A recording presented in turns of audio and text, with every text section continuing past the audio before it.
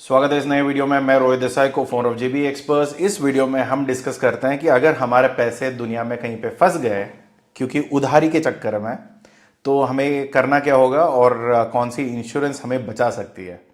तो पहली चीज़ ये आती है कि ट्रेड इंश्योरेंस ले लो, सो दैट अगर कल जाके कहीं पे मैंने किसी को उधारी दी, अगर वो बंदा भाग गया या वो खुद ही लुट गया, तो फिर मुझे कम से कम पैसे तो कहीं से तो आएंगे, राइट।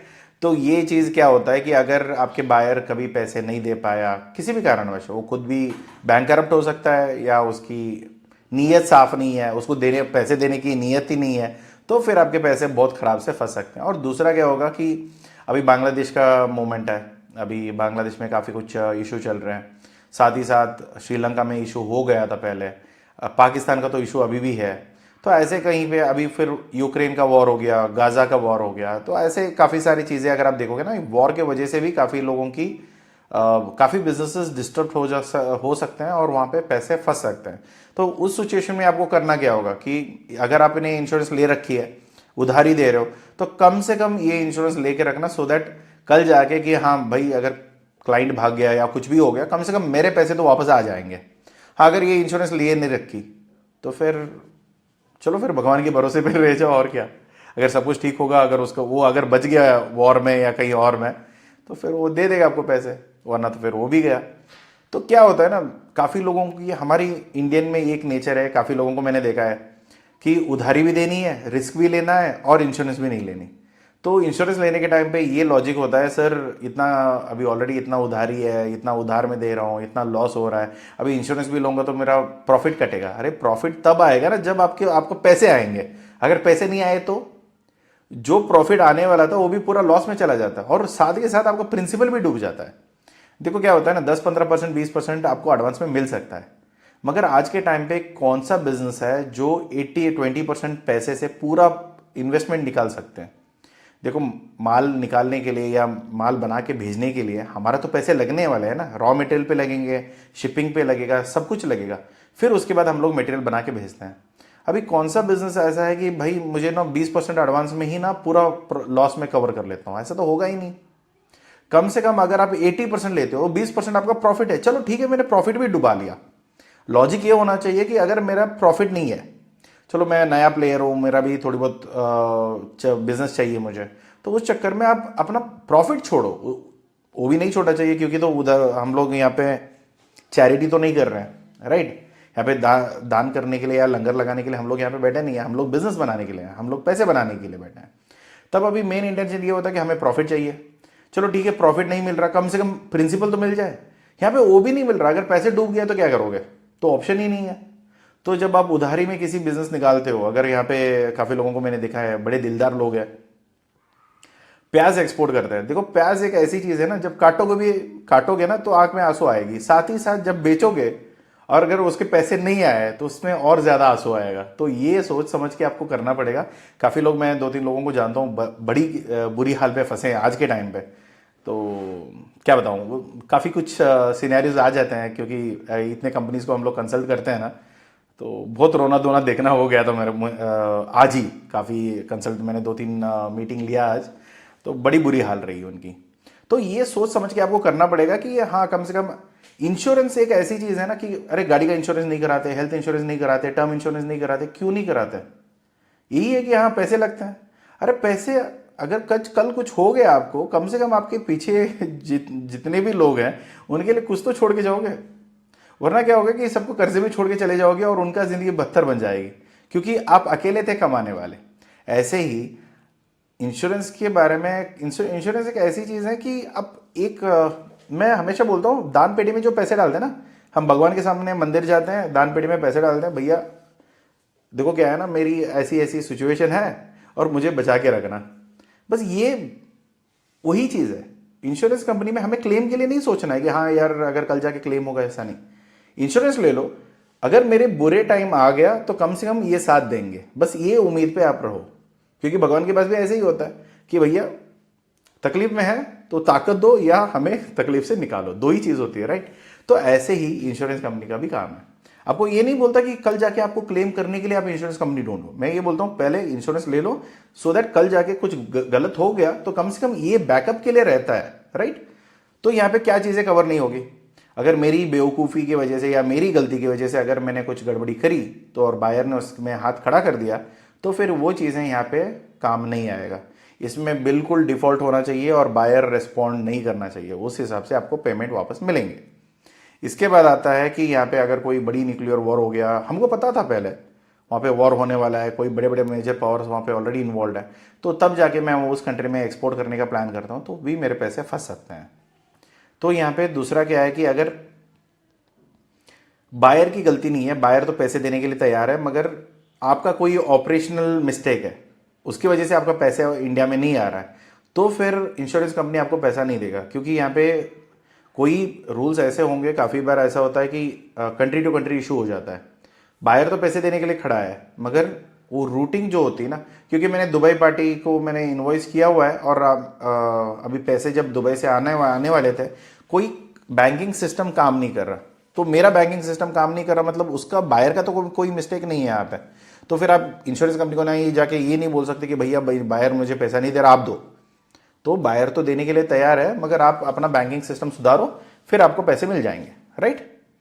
तो दूसरा यहाँ पे आता है कि अपफ्रंट जो मेथड्स होते हैं, जो कैश ऑन एडवांस होते हैं, पैसे मिल चुके हैं फिर भी जाके इंश्योरेंस कंपनी को बोलते हैं पैसे नहीं दिए। तो क्या होता है ना, काफ़ी लोग यहाँ पे डेढ़ शाने लोग होते हैं, तो काफ़ी कुछ चूना के बकेट ना वो लेके चलते हैं, चूना साथ में लेके चलते हैं सबको लगाने के लिए। तो वो बायर को भी लगाएंगे, सप्लायर को भी लगाएंगे, इंश्योरेंस कंपनी को भी लगाना चाहते हैं। तो क्या होता है ना, काफ़ी लोग इतने आजकल इतना स्कैम वगैरह होता है, तो सबको पता है कि कहाँ चीज़ें क्या हो सकती है, तो उसको वो लोग प्रोटेक्ट करके चलते हैं। तो अगर ऐसा कोई इरादा है तो पहले छोड़ दो, क्योंकि नॉर्मली एक्सपोर्ट इंपोर्ट इंडस्ट्री में ऐसे गड़बड़ी होने के चांसेस बहुत ही कम होते हैं, क्योंकि लोग सबको पता है कि ये सारा पूरा सिस्टम पता है सबको, और यहाँ पे कोई गड़बड़ी होती नहीं है। अगर यहाँ पे कहीं पे बायर फाइनेंशियल ट्रबल में आ जाता है और पहले ही पता था वो बैंकरप्ट होने वाला है या उसका दिवाला निकलने वाली है, तो ऐसे वाले बायर को अगर आपने इंश्योरेंस मतलब सप्लाई कर दिया है, तो फिर तभी भी आपको इंश्योरेंस नहीं मिलेगी। तो क्या होता है ना, इंश्योरेंस की एक फंक्शनैलिटी के बारे में मैं बताता हूँ आगे, मगर ये चीज़ें भी आपको कवर नहीं होगा। इसके अलावा क्या है कि अगर आपने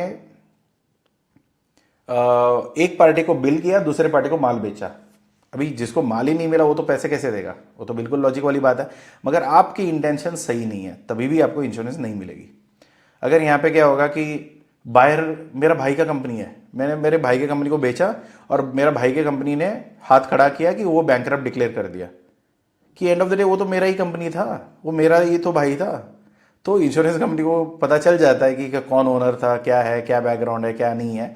अगर आप इंटेंशनली स्कैम करके पैसा कमाना चाहते हो, क्योंकि क्या है ना कि अभी मैं माल भेजूंगा, मेरा भाई उधर भेजेगा, फिर उसको थोड़ा प्रॉफिट मिलेगा, फिर वो मुझे पैसे भेजेगा, हमारा थोड़ा प्रॉफिट होगा। इससे अच्छा हम लोग क्या करते हैं, दोनों भाई मिलके, नहीं यार हम लोग ना इंश्योरेंस लेते हैं और अच्छा खासा प्रॉफिट छोड़ सिर्फ इंश्योरेंस के पैसे से खेल लेंगे, तो बैंकरप्सी डिक्लेयर करते चलो। तो ऐसे करके भी आपके पैसे आने के कमाने के तरीके होते हैं। काफ़ी बार ऐसे स्कैम सुनते हो ना कि मार्केट में ऐसे स्कैम चल गया, वो क्या स्कैम चल गया, ऐसे वाले लोग भी हैं यहाँ पे। तो इंश्योरेंस कंपनी भी बहुत कुछ ध्यान में रखता है कि हाँ ऐसे वाले लोग ना मिले, क्योंकि क्या होता है ना, ये end of the day insurance का पैसे भी पब्लिक के पैसे होते हैं, क्योंकि ज़्यादातर पब्लिक लिस्टेड कंपनीज ही हैं, राइट। तो यहाँ पे अगर शिपमेंट में अगर बायर का पहले ही थोड़ी खराबी चल रही है और इंश्योरेंस कंपनी ने मना कर रखा है इस बायर के लिए, उन्होंने बायर चेक करा हुआ है और पहले ही उसका सारा चेक बाउंस हो गया या उसका क्रेडिबिलिटी नहीं है, उस बायर को आपको उन्होंने मना किया, फिर भी आपने एक्सपोर्ट किया, तो वहाँ पे भी इंश्योरेंस कंपनी की जिम्मेदारी नहीं बनती है। अभी चोर को आप मटेरियल दे रहे हो तो फिर वो तो कल लेके भागने वाला ही है ना, तो उसको नहीं कर सकते कुछ। इसके बाद अगर एजेंसीज, जो क्रेडिट एजेंसीज हैं, अगर उन्होंने बिल्कुल मना कर रखा है ऐसे कंपनी के साथ आपको काम नहीं करना है, फिर भी आपने ऑर्डर के चक्कर में आपने कर दिया, फिर उसकी इंश्योरेंस आपको नहीं मिलने वाली। इसमें क्या होता है कि 12 महीने तक आप रिटर्न में दे दो, या जब 30 दिन में, या इंश्योरेंस कंपनी जब भी आपको डिक्लेयर करेगी तब आपको उसको करना पड़ेगा। मगर ये चीज़ें क्या होती है, जब भी आपका कोई भी ट्रांजैक्शन गड़बड़ा जाता है, मान के चलो 30 दिन का उधार ही दिया, 31st डे पेमेंट नहीं आया, 15 दिन और निकल गए पेमेंट नहीं आया, तो फिर आपको इंश्योरेंस कंपनी को बताना पड़ेगा कि भैया ये पेमेंट आ नहीं रहा है और ये सारे कम्युनिकेशन मैं कर रहा हूँ, मगर वो कंपनी अभी उठ गया या वहाँ पे एग्जिस्ट ही नहीं करता, वो भाग गया। तो फिर आप इंश्योरेंस कंपनी के जाके कंप्लेंट कर सकते हो। एक पूरी क्लेम की एक प्रोसीजर होती है। कोई भी इंश्योरेंस कंपनी का पॉलिसी ले लो, उनका एक प्रॉपर सेपरेट होता है, क्योंकि एक कंपनी का पॉलिसी और दूसरे कंपनी के पॉलिसी क्लेम में ना फर्क होते हैं। तो प्लीज़ मेक श्योर करना कि कोई भी पॉलिसी किसी भी कंपनी से लो, उनका जानकारी पहले ले लेना। क्लेम कैसे करना है, क्या डॉक्यूमेंट्स लगेगी, रूटिंग कैसी होगी डॉक्यूमेंट्स की, ये सारी चीज़ें पहले ही समझ के फिर पानी में उतरना पड़े।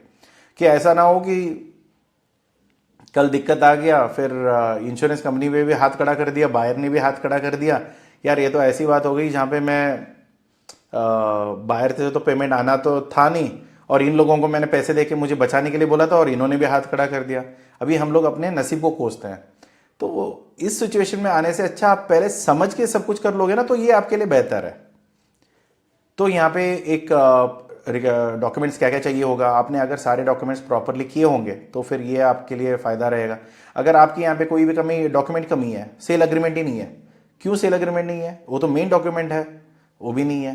बीएल बैंक थ्रू रूटिंग करना था, बैंक से मैंने कुछ करा ही नहीं, मैंने सारे डॉक्यूमेंट मैंने खुद भेज दिए, वो भी दिक्कत हो सकता है। तो ये सारी चीज़ें आपको ध्यान में रखना है कि कौन सी इंश्योरेंस कंपनी से काम कर रहे हो और उनका क्या प्रोसीजर्स है और उनका क्या रूल्स है, उसके अकॉर्डिंगली आपको काम करना पड़ेगा। ऐसे मुंह उठा के कुछ भी कर देंगे और इंश्योरेंस कंपनी आपको पैसा दे देगा, ये गलत फैमिली में अगर आप रह गए तो फिर आपके पैसे कभी नहीं आने वाले।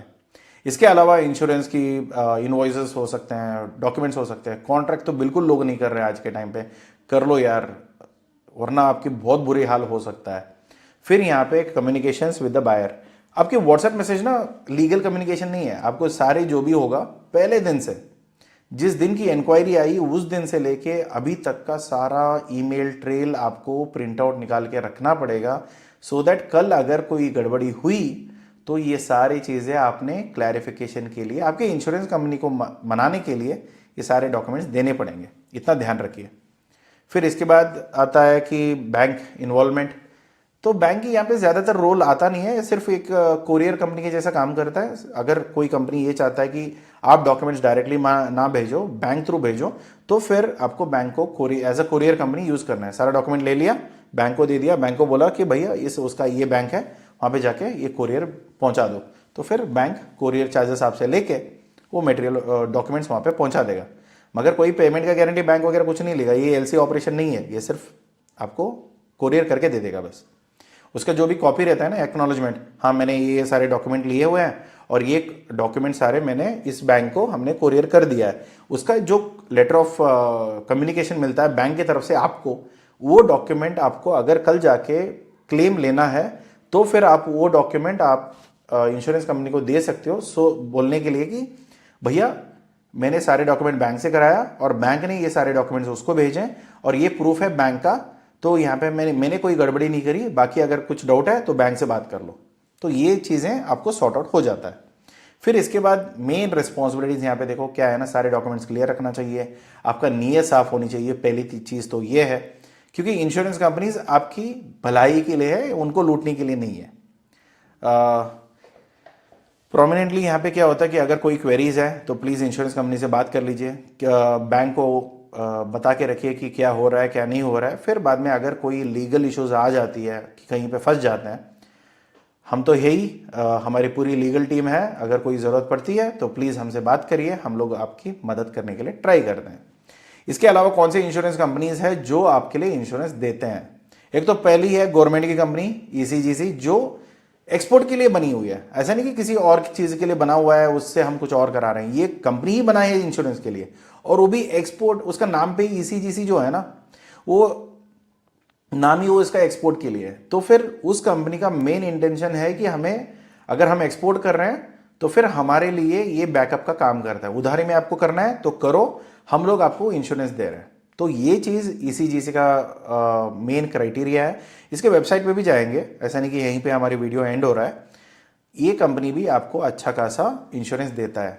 तो पॉजिटिव नेगेटिव दोनों है यहाँ पे, कोई मेरा कोई फेवरेट कंपनीज यहाँ पे नहीं है, मैं इन लोगों से डील करता हूँ क्योंकि हम भी एक्सपोर्ट में हैं, तो काफ़ी कुछ चीज़ें हद तक हम लोग यहाँ पे इन्वॉल्व करते हैं।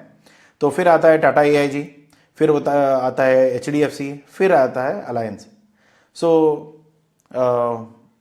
यहाँ पे इन चारों कंपनी के अलावा भी काफ़ी कुछ नए कंपनीज आ रहे हैं जो ट्रेड क्रेडिट देते हैं, तो फिर भी चीज़ें देख सकते हो कि हाँ इसके अलावा सिर्फ यही चाह रहे क्या, इससे अलावा भी है, आप थोड़ा ढूंढ लीजिए। अगर आपको कोई जान पहचान में है जो इंश्योरेंस करा के दे सकता है तो फिर बहुत अच्छी बात है। चलते हैं वेबसाइट्स पे, देखते हैं वहाँ पे।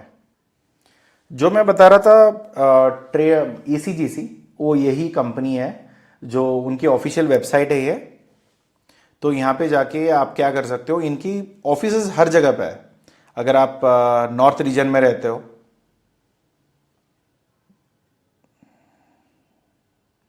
चलो गलती इनकी नहीं है, ये तो गवर्नमेंट वेबसाइट है, हम लोग थोड़ी बहुत उम्मीद तो इतना ही कर ही सकते हैं। जब हमें चाहिए होगा तब वेबसाइट नहीं खुलता है, जब उसको चाहिए होगा तब खुल जाता है, ठीक। तो अगर आप भुवनेश्वर में हो, ईस्ट रीजन में, तो भुवनेश्वर, गुवाहाटी, कोलकाता, रायपुर। अगर नॉर्थ रीजन है, आगरा है, चंडीगढ़ है, फरीदाबाद, गुरुग्राम, जयपुर, जालंधर, जोधपुर, कानपुर, यहाँ पे सारे अगर आप देखोगे ना, न्यू दिल्ली, वेस्ट बंगाल, तो ये सारी चीज़ें यहाँ पे है। साउथ रीजन में चेन्नई में है, कोयम्बतूर, करूर, मदुरई, सेलम, तिरुपति, तुतुकुरिन, बेंगलोर। बेंगलोर में तो ट्रिनिटी के पास ही है ये, राजेश टावर्स।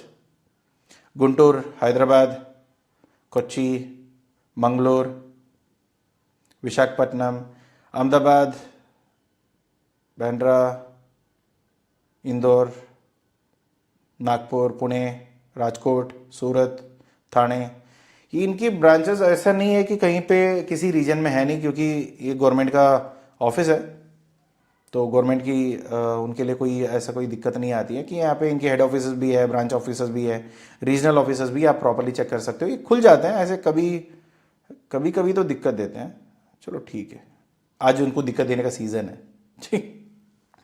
तो यहाँ पे आप क्या कर सकते हो कि एक तो टोल फ्री नंबर है, तो यहाँ पे बात करो, ये नंबर पे बात करके आप इनसे काम कर सकते हो। ये मैं कोई किसी की इंश्योरेंस कंपनी को प्रमोट नहीं कर रहा हूँ, दोबारा मैं बोल रहा हूँ, ये सारी चीज़ें अपनी दिमाग यूज़ करके आप काम करना पड़ेगा। यहाँ पे डूज एंड डोंट्स हैं, तो पहली चीज़ ये देख लेना कि डोंट्स कौन सी है। डूज ठीक है, कर सकते हैं, मगर डोंट्स कौन सी है वो देख लेना कि कहीं पे आपकी कोई इंश्योरेंस कंपनीज में या जब भी आप काम करते हो, पहले ये देख लेना कि भैया आप किस हालत पे आप हमें इंश्योरेंस नहीं देते हो, ये पहले बता दो, सो दैट हम उसमें जान लेंगे कि हमारी उसमें नेसेसरी कवर होगी या नहीं होगी। उसके अकॉर्डिंगली आप बाद में चीज़ें देख सकते हो। यहाँ पे इनकी प्रोडक्ट्स एंड सर्विसेज हैं। मेन चीज़ तो इनका यही है कि मेन यहाँ पे जो हमारी शिपमेंट्स होती है तो उसी का कंसाइनमेंट्स ये देते हैं। यहाँ पे जो भी अमेंडमेंट्स है, डॉक्यूमेंटेशंस की पूरी प्रोसेस यहाँ पे पूरी यहाँ पे। ये लोगों का स्लोगन भी यहाँ पे लिखा हुआ था, अभी शायद हटा दिया इन लोगों ने। अब पैसे की चिंता मत करो, आप सिर्फ एक्सपोर्ट करो, पैसे की चिंता हम करेंगे, ऐसे कुछ लिखा हुआ था, तो शायद पता नहीं, ठीक है। तो यहाँ पे देख लीजिए, तो ये सारे इंश्योरेंस कॉपीज़ हैं यहाँ पे। आप यहाँ पे ज़्यादातर अगर आप क्लिक भी करोगे तो यहाँ पे डॉक्यूमेंट आपको मिल जाएगी। इसमें मेन चीज़ यही रहेगा कि एलिजिबिलिटी क्राइटेरिया क्या है, सूटेबिलिटी किसको ये सूट करेगा, ये पॉलिसी का क्या चीज़ है, इसका स्कोप क्या है, पीरियड कितना टाइम के लिए इंश्योरेंस आपको मिलेगा, फिर इसमें रिस्क क्या क्या कवर होगा। कमर्शियल रिस्क है, कमर्शियल रिस्क मतलब बायर का रिस्क, जो जिसके पैसे हमें नहीं मिलेंगे। पॉलिटिकल रिस्क भी कवर्ड है कि अगर कल कोई वॉर हो गया या कहीं पे कोई दंगा फसाद हो गई तो उसका भी कवर यहाँ पे मिल जाएगा। फिर यहाँ पे आएगा एलसी का, अगर ओपन बैंक रिस्क है तो वहाँ पे भी अगर बैंक भी डूब जाता है, एलसी आपने खोल रखा है मगर बैंक का रिस्क है, वो भी यहाँ पे कवर होता है। कितनी परसेंटेज तक आपका पैसे यहाँ पे मिलेंगे, देखो यहाँ पे 90% कवर हो रहा है, ठीक है। तो आपको दिमाग दौड़ाना पड़ेगा कि भैया अगर 90% अगर मुझे इंश्योरेंस कंपनी देने के लिए तैयार है तो मुझे कितना परसेंटेज का मुझे कवर के लेना है। कम से कम 20% का एडवांस लो और 90% आपका यहाँ पे कवर हो रहा है, तो कम से कम 110% का आप लोग थोड़ा बहुत मोटा मोटा चल रहे हो। हाँ, काफ़ी बार ऐसा होगा कि यार इंश्योरेंस कंपनी भी बोल देता है कि भैया आपने तो 20% लिया हुआ है तो हम लोग यहाँ पे 70% आपको देंगे। ये भी चीज़ें हैं। अभी देखो कुछ नहीं आ रहा, उससे अच्छा कम से कम इतना तो आ रहा है। और आपका दिमाग होना चाहिए कि भैया कम से कम आपका 20 या 10% तो मार्जिन लेके चलो, क्योंकि अगर 90% आ रहा है तो कम से कम आपका प्रिंसिपल आ रहा है। ऐसा नहीं हुआ कि कुछ लॉस हो गया, लॉस नहीं होना चाहिए। अगर प्रॉफिट नहीं आया तो प्रॉब्लम, प्रॉफिट नहीं हुआ तो ठीक है, लॉस नहीं झेलना चाहिए, क्योंकि कंपनीज लॉस में ही डूब जाती है। तो ये चीज़ें देख लीजिए, क्योंकि कल ही मेरे दोस्त से मेरी बात हो रही थी और बातचीत में हमें यही पता चला कि यार बहुत बड़े प्लेयर थे एक्सपोर्ट में, अच्छा खासा उनकी एक्सपोर्ट बड़ी अच्छी खासी चल रही थी, और काफ़ी टाइम के बाद ना वो बोरिया बिस्तर बांध के वो गांव चले गए। ऐसा क्यों होता है? मैंने बोला यार कुछ गड़बड़ी की होगी, पैसे डूब गए होंगे। क्योंकि क्या होता है ना, हमारी क्षमता आज के टाइम पे, अगर प्रॉफिट नहीं आया फिर भी झेल सकते हैं। अगर थोड़ी बहुत कहीं पे 1-2% का भी कहीं पे ऊपर नीचे होता है तो हम लोग झेल सकते हैं। मगर पूरा 100% का 100% अगर पैसा डूब गया, इंक्लूडिंग प्रिंसिपल, आज के टाइम पे वो कंटेनर का क्या वैल्यू है, मेरा क्षमता कितनी है, मेरे घर के खर्चे कितने हैं, अभी अगर ऐसे लॉस में अगर आप अटकोगे ना तो उभरने के लिए ना, कुछ लोगों को होता है काफ़ी मुश्किल से, कुछ लोगों को तो पहले ही ख़त्म हो जाता है और पूरी फैमिली आपका स्ट्रेस में आ जाता है। क्योंकि देखो क्या है ना, ये दो धारी तलवार है। आपको मैं हमेशा बोलता हूँ एक्सपोर्ट इंपोर्ट बिजनेस में सब कुछ सिस्टमेटिक है अगर आप फॉलो करोगे। अगर आपने कहीं पे भी थोड़ी भी चूक कर दी ना गलती से भी, तो फिर गया, इसमें कुछ नहीं कर सकते हो आप। यहाँ पे इंपॉर्टेंट ऑब्लिगेशंस फॉर एक्सपोर्टर जो है वो देख लीजिए, क्योंकि ये हर एक पॉलिसी डिपेंड करेगा। मैं ये नहीं बोलता हूँ कि ये सारे रूल्स एंड रेगुलेशन सारे कंपनीज के लिए सेम रहेंगे, ये सिर्फ इस कंपनी के लिए और इस पॉलिसी के अंदर ये रूल्स एंड रेगुलेशंस यहाँ पे है। तो हर एक चीज़ प्रॉपरली पढ़ लीजिए। एलसी का गारंटी, ओके,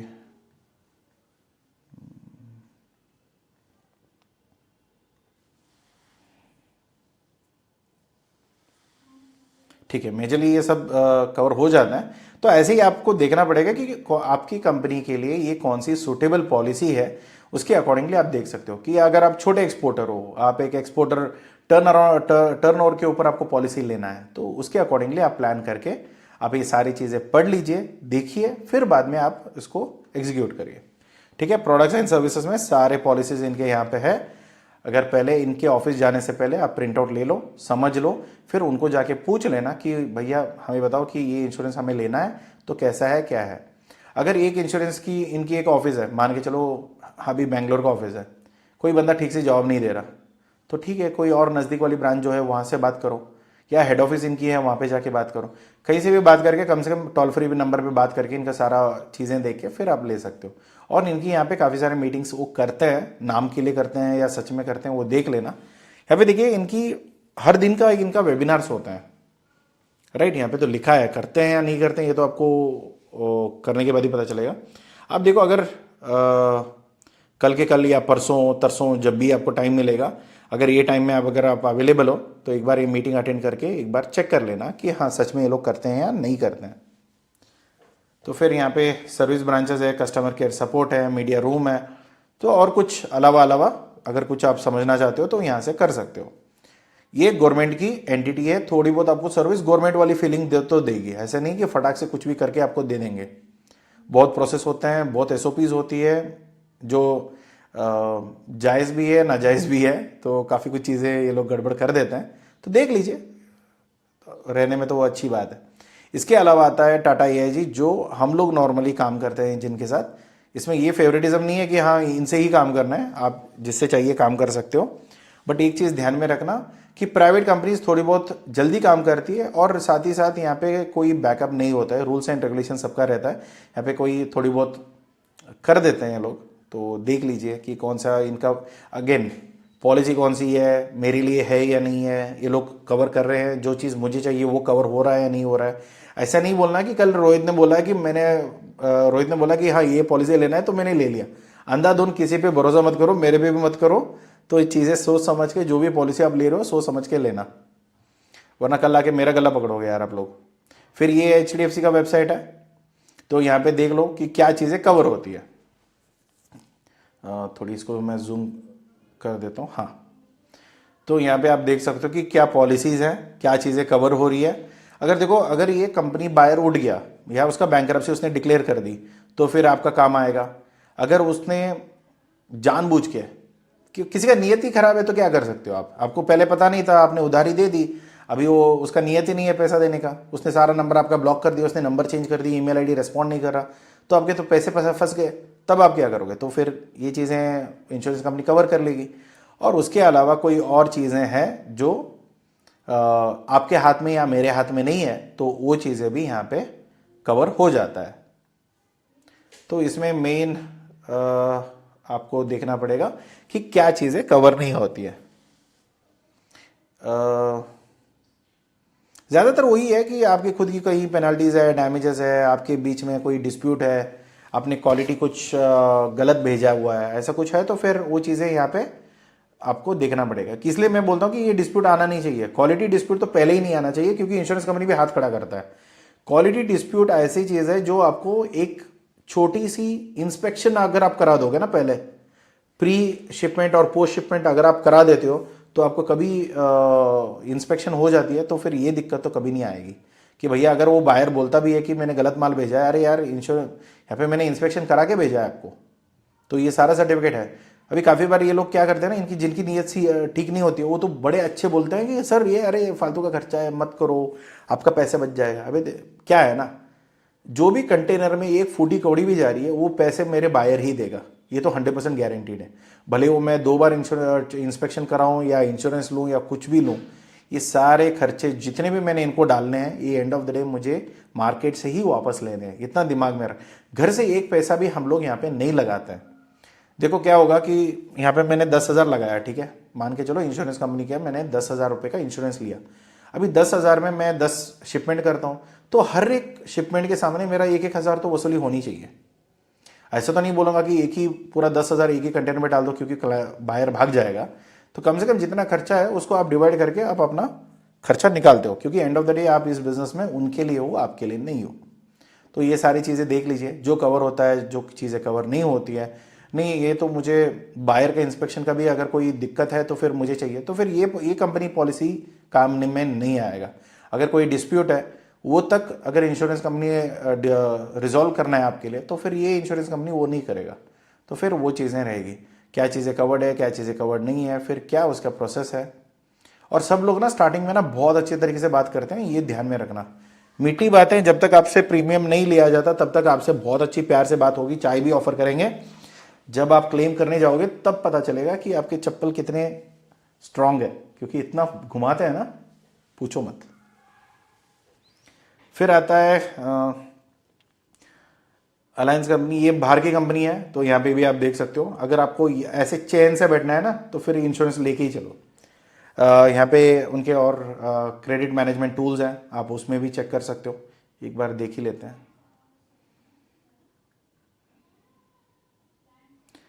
इसमें कैसे कैसे आप इंश्योरेंस ले सकते हो, कैसे चीज़ें हैं वगैरह वगैरह आप देख सकते हो, ठीक।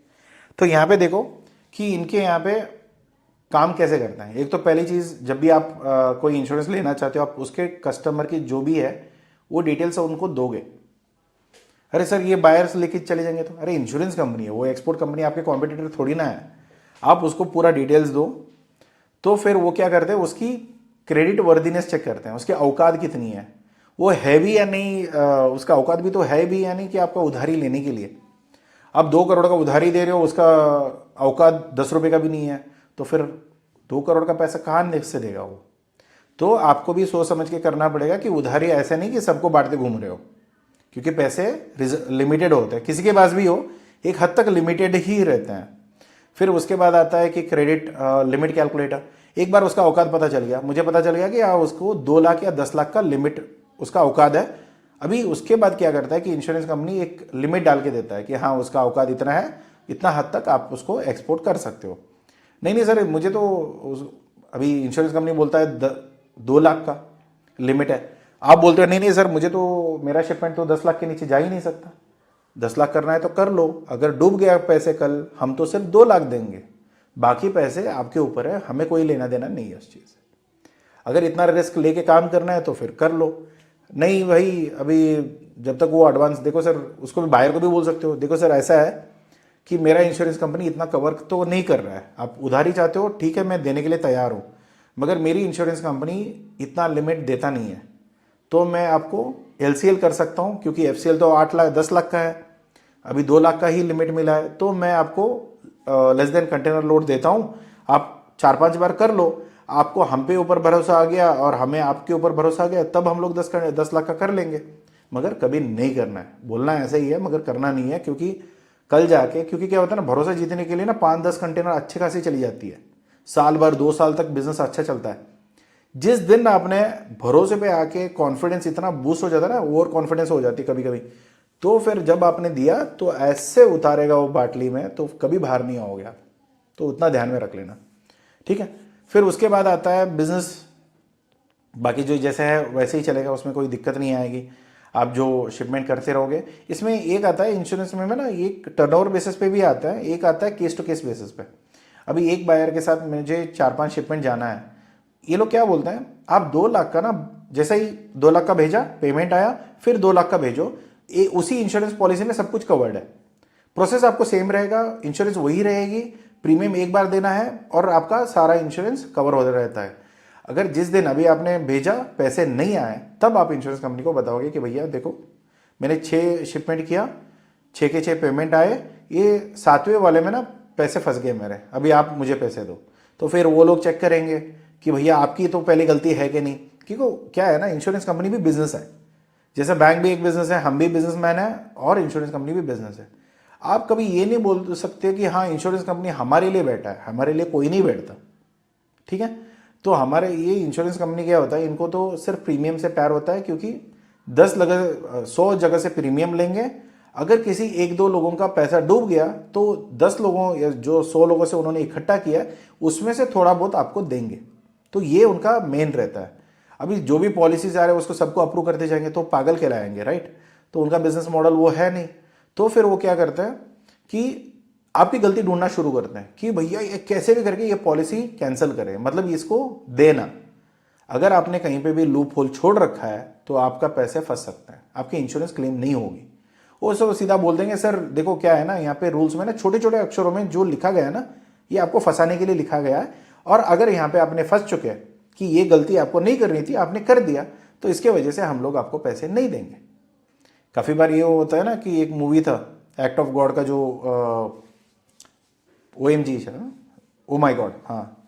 तो ओ माई गॉड के मूवी में एक्ट ऑफ गॉड का था कि दुकान का इंश्योरेंस उसने करा रखा और पूरा भूकंप आके उसका दुकान डूब गया, फिर बाद में उसके पैसे अटक गए। तो ऐसे चीज़ें सिर्फ मूवी में नहीं होते, रियल लाइफ में भी होता है। तो आपको सोच समझ के करना पड़ेगा कि यहाँ पे कोई ऐसा एक्ट तो नहीं लिखा है जहाँ पे मैं फंस सकता हूँ। तो ये चीज़ें पहले समझ लो, फिर बाद में रिस्क समझो, फिर उस कंपनी के साथ काम करना जो आपके साथ ठीक से काम कर सकता है, या लगता है कि हाँ ये लोग ठीक से काम कर लेंगे। तो करेगा या नहीं करेगा तभी पता चलेगा जब आप करोगे, राइट। तो एक तो यहाँ पे हो गया। फिर इसके ऊपर ट्रेड लिमिट अपडेट्स होते हैं। अभी देखो इसका एक औकात हो गया, इसके ऊपर एक लिमिट दे दिया, इसके साथ आपका रेगुलर बिजनेस चल रहा है। फिर उसके बाद कभी कभी क्या होता है, इनका लिमिट रिवाइज होता है, बोलते हैं हाँ ये तो बायर अच्छा है, ये तो नया बायर था तो इसलिए हमने उतना लिमिट नहीं दिया था। अभी रोहित भाई आप क्या करो ना, जब आप एक्सपोर्ट कर रहे हो, अभी हम लोग 5 लाख का लिमिट देते हैं, तब आप क्या करोगे, जब एक्सपोर्ट 2-2 लाख का टुकड़ों में आप कर रहे थे ना, तो अभी 5 लाख का एक शिपमेंट भेजना शुरू कर सकते हो। फिर ऐसे ही करते रहोगे तो फिर 10 लाख का भी लिमिट देंगे तो 10 लाख का भी आप एक्सपोर्ट कर सकते हो। तो ये चीज़ें अगर आप तब तक अगर आपने पैसे कमा लिए, उसने भी के पैसे कमा लिए, वो भी एडवांस देने के लिए तैयार हो गया, तो फिर आपको इंश्योरेंस कंपनी को टाटा बाय बाय बोल सकते हो। इनका कोई तब उसकी ज़रूरत नहीं है जब आपको एडवांस पैसे मिल रहे हैं। अभी एडवांस पैसे मिलने के बाद भी मैं इंश्योरेंस कर रहा हूँ, यार बेवकूफ़ी होगी ना, पैसे तो पहले ही मिल रहे, क्यों ले रहे हो, राइट। तो इंश्योरेंस उस टाइम पे ज़रूरत नहीं है जब आपके पैसे, क्या रिस्क है उसके ऊपर इंश्योरेंस होती है। अभी गाड़ी में चला रहा हूँ, गाड़ी अगर ठुक गई तो कौन पैसे देगा, तब इंश्योरेंस कंपनी चाहिए। गाड़ी ही नहीं है तो फिर इंश्योरेंस किस बात की, क्या ठुकेगी तब, तो कुछ नहीं। तो बेसिक कॉमन सेंस वाली बात है, वरना तो लोग कमेंट में कुछ भी लिख देते हैं। तो दूसरा है कि बिजनेस बिल्डिंग। तो देखो एक बार पोटेंशियल नया बायर है, एक बार कॉन्फिडेंस आ गया, सारे एग्रीमेंट्स वगैरह हो गए। अगर काफ़ी बार ऐसा हो गया कि बायर का कोई उन्होंने ठुकरा दिया, तो उस बायर के साथ कभी मत काम करना। अगर उन्होंने बोल दिया इस बायर का कोई औकात नहीं है, नया बायर है, कुछ भी इसके साथ हो सकता है, क्या पता ये नया बायर इसलिए भी है क्योंकि इसने पुरानी कंपनी बंद करके, वो भी किसी का पैसे खा के बंद करके नया कंपनी शुरू किया है, काफ़ी रीज़न हो सकते हैं। तो संभाल के आप काम करना है, क्योंकि ऐसे ठगने वाले लोग, स्कैमर्स बहुत भरे पड़े आज के मार्केट में। तो सोच समझ के जो भी करोगे, सोच समझ के करना। अगर आपको चाहिए होगा कोई क्रेडिट वर्दीनेस चेक करना है, इनका औकात चेक करना है, तो प्लीज़ हमें बता सकते हैं, हम उनकी पूरी कुंडली निकाल के आपको दे देंगे। फिर उसके ऊपर आप डिसाइड कर सकते हो। अभी 5-10 हज़ार के लिए कभी मत सोचना कि कल जाके आप 2 लाख, 4 लाख, 5 लाख या 10 लाख या करोड़ों में आप फंसा सकते हो। तो उसके सामने 5-10 हज़ार कुछ भी नहीं होता है। आप उतना करके सोच लो कि भैया, वो होता है ना कि भगवान की जो हुंडी में हम लोग पैसे डालते हैं कि बचा के रखो, तो ऐसी वाली सीन है कि हाँ भाई देखो इसको, अगर ठीक है तो बता देना, अगर ठीक नहीं है तो भी बता देना, हम लोग इसको काम नहीं करेंगे। तो ये वाली चीज़ों में थोड़ा विश्वास रखोगे तो ज़्यादा लंबा आप बिजनेस में टिक सकते हो। कि वरना क्या होगा, गलती हो गई, पैसे डूब गए, चलो भाई एग्जिट मारो इसमें और कहीं जाके नौकरी कर लो, क्योंकि आपसे नहीं होगा। तो अभी जो भी उम्मीद आपने सोच के एक्सपोर्ट इंपोर्ट में उतरते हो ना, तो छोटी भी बड़ी गलती बदल जाती है, तो वो थोड़ा ध्यान में रख के करो। अगर नहीं आता है तो प्रोफेशनल्स हमारे जैसे मार्केट में है तो प्लीज़ पूछ लीजिए, मेरी टीम तो पूरी खड़ी है आपकी मदद के लिए। जैसे भी चाहिए होगा, लीगल हो, कंप्लायंसेस हो, बायर्स हो, बिजनेस डेवलपमेंट हो, ट्रेनिंग हो, जो चाहिए हमसे पूछ सकते हो, हमसे करवा सकते हो, उसमें कोई दिक्कत आपको आएगी नहीं। ठीक, तो यहाँ पे पूरा देख लीजिए क्यों चाहिए। एक तो production, peace of mind, competitiveness, funding. क्योंकि कॉम्पिटिटिवनेस बहुत बड़ी चीज़ होती है। जब अगर आप एडवांस में किसी को, मतलब एडवांस ही नहीं मांग रहे हो, आप बोलते हो उधारी के लिए छोड़ रहे हो, आपके पास ऑर्डर्स तो बहुत आ जाएंगे। अगर वो बायर का लेने का औकात है और इंश्योरेंस कंपनी उसको कवर कर रहा है, तो आप तो आपके कॉम्पिटिटर के सामने बहुत अच्छा खेल सकते हो। कि बड़े कंपनीज तो एडवांस के बिना काम नहीं करते हैं और छोटे कंपनीज के पास हैसियत नहीं होती है।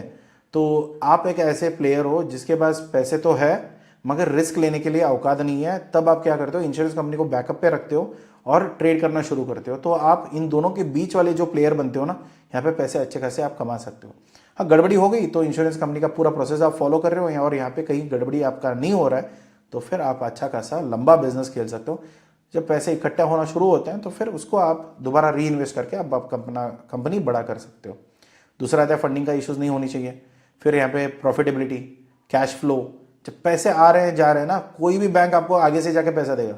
आज अगर आप जाओगे ना बिजनेस प्लान लेके, तो थोड़ी बहुत कंपनीज या बैंक वाले थोड़ी बहुत इज्जत देके बिठा के बात कर लेंगे, वरना ये ज़्यादातर कंपनीज या बैंक्स करते नहीं है।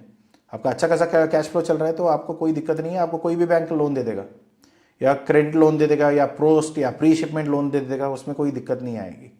तो ये आपको क्या है ना, एक साल ढंग से अगर आपने एक्सपोर्ट कर दिया और लंबा गेम खेलने के लिए आपने यहाँ पे मार्केट में आए हो, तो उसमें कोई दिक्कत नहीं आएगी। अगर इसमें कहीं पे भी दिक्कत आती है तो हमसे बात कर सकते हो, हम मदद कर देंगे आपकी। तो ये चीज़ें हो सकती है। इसके ऊपर आपको जो भी फैसिलिटेशन चाहिए बड़े बनने के लिए, वो सारे सपोर्ट्स मार्केट में अवेलेबल है, वो देख के आप प्लान आउट कर सकते हो। Maximising the top lines and the bottom line, यहाँ पे चीज़ें देख लीजिए कैसा होगा क्या होगा।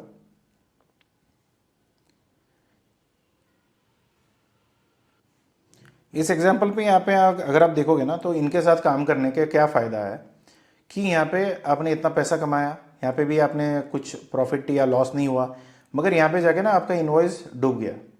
मगर इनके साथ अगर आप आओगे ना, तो इनके पास इंफॉर्मेशन होते हैं, तो डिटेल्स होती है। यहाँ पे अगर जो लॉस होने वाला था उसको आप छोड़ देते हो तो ऑटोमेटिकली आपके पैसे बच जाते हैं। यहाँ पे आपको ऐसा नहीं होगा कि आप यहाँ पे ये सोच के मत आना कि कल मेरा पैसा डूबेगा तो ये लोग देंगे। 99% ऐसा होगा आपको डूबने से पहले ही बचा लेंगे, क्योंकि इनके पास सारे क्रेडिबिलिटीज होते हैं, इनके पास सारे क्रेडिट वर्दीनेस होते हैं और इनकी कंट्री के हिसाब से, बायर के हिसाब से, उसके टर्नओवर के हिसाब से सारे इन्फॉर्मेशन इनके पास पड़े हुए होते हैं।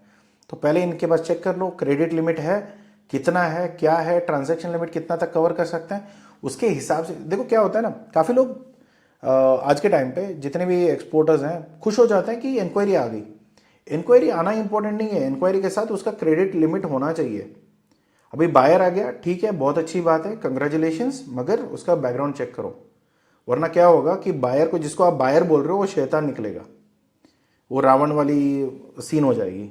हाँ जी गुरुजी बोल के हम लोग पैर पड़ने जाते हैं, फिर वो रावण निकलता है, फिर उठा ले जाता है।